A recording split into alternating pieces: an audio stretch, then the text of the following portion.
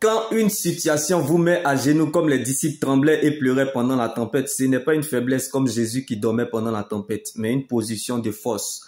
Car c'est dans le silence que le chrétien a plus de force. C'est à genoux qu'il prend des forces et c'est dans l'adoration qu'il devient plus fort.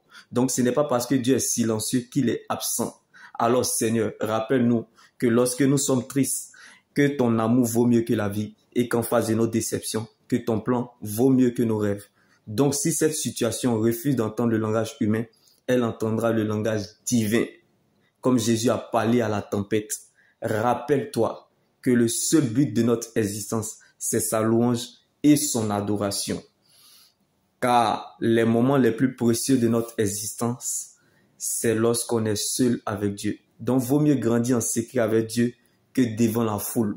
Car tout ce qui va vite ne résiste pas longtemps.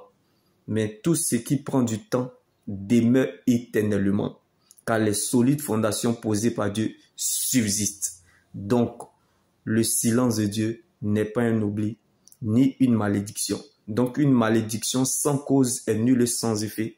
Une condamnation sans preuve est nulle sans effet. Donc, tu es la preuve de Dieu dans cette épreuve, car la foi doit être éprouvée avant d'être approuvée. Les disciples de Jésus venaient d'assister à la multiplication des pains qui révélaient la divinité de Jésus.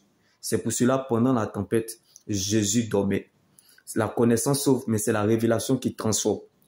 On se repose lorsqu'on a fini de travailler. Donc, qu'est-ce que Dieu a fait pour toi qui ne peut pas encore le faire? Car tout ce qui est et se fera a été fait autrefois. Donc, le passé est une opportunité du futur bien-aimé. Donc, regarde cette situation comme un match rediffusé, car tu as déjà le score de ce cas impossible depuis la croix de Golgotha. Alors sache que ce n'est plus ton combat, car Christ a été ressuscité pour toi. Il y a encore de l'espoir, tant que Jésus vit pour toi. Car ce que Dieu fait pour nous dans le secret est plus grand que ce que nous regardons ou traversons. Donc vaut mieux garder sa paix intérieure que de chercher sa raison. Alors que la joie du Seigneur soit votre force et votre partage, car dans sa présence, tout a un sens.